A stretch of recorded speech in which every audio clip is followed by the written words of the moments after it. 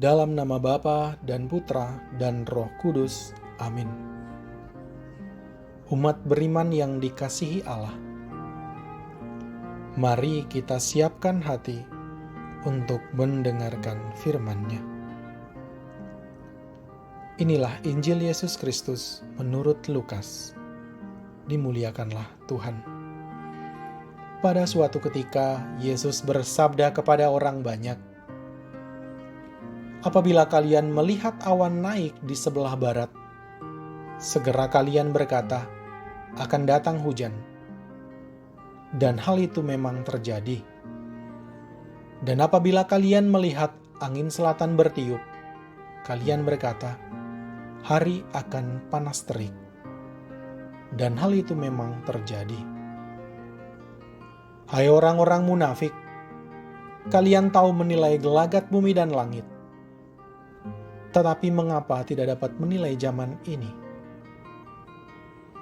Dan mengapa engkau tidak memutuskan sendiri apa yang benar?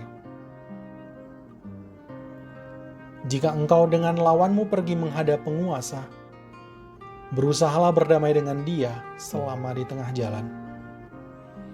Jangan sampai ia menyeret engkau kepada hakim, dan hakim menyerahkan engkau kepada pembantunya, dan pembantu itu melemparkan engkau ke dalam penjara. Aku berkata kepadamu, engkau takkan keluar dari sana sebelum melunasi hutangmu. Demikianlah Injil Tuhan. Terpujilah Kristus. Kalian tahu menilai gelagat bumi dan langit. Tetapi mengapa tidak dapat menilai zaman ini?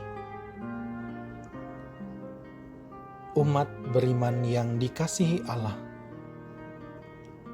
orang yang tahu menilai, mengisyaratkan bahwa ia adalah seorang yang berpengetahuan dan berpengalaman.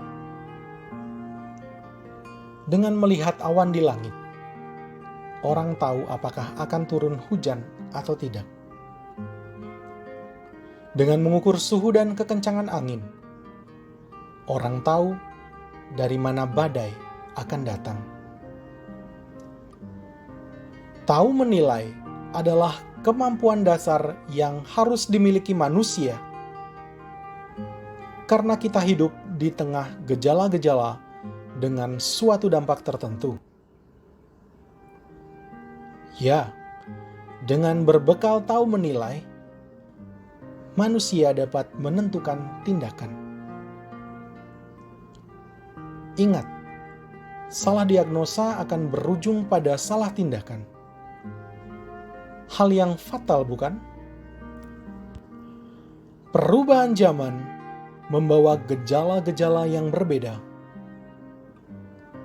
Tidak hanya alam, perubahan juga terjadi dalam nilai-nilai kehidupan manusia. Yesus, Sang Guru, menyayangkan akan hilangnya kemampuan manusia dalam menilai zaman.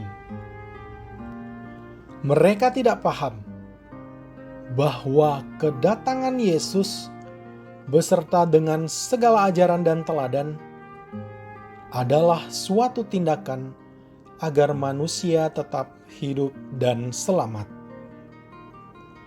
Mereka tidak sadar betapa pentingnya kedatangan Kristus dan betapa pentingnya melakukan perintahnya. Mereka bahkan menolak kebenaran yang membawa manusia pada keselamatan. Di sisi lain, mereka tidak sadar betapa berat akibat dari menolak Kristus, sehingga mereka menentang Dia, mencari cara untuk membunuhnya, dan kemudian menyalibkannya. Maka kita harus berani memutuskan kebenaran itu, dan tentu harus berani menentukan bahwa ajaran Tuhan adalah kebenaran itu sendiri. Sebelum kita jatuh pada hukuman, maka berdamailah.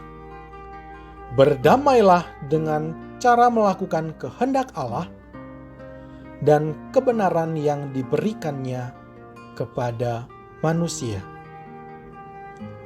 Semoga. Marilah kita berdoa. Allah Bapa, sumber pengetahuan ilahi, kami sandarkan hidup kami pada kehendak dan perintah-Mu. Ajarkanlah kami untuk peka terhadap segala peristiwa hidup kami dan menemukan kehadiran-Mu di sana. Bimbing dan lindungilah kami agar tidak terlena oleh godaan zaman, melainkan tetap berpegang teguh pada perintah-Mu demi Kristus Tuhan dan pengantara kami. Amin. Kemuliaan kepada Bapa dan Putra dan Roh Kudus, seperti pada permulaan, sekarang, selalu, dan sepanjang segala abad. Amin. Dalam nama Bapa dan Putra dan Roh Kudus. Amin.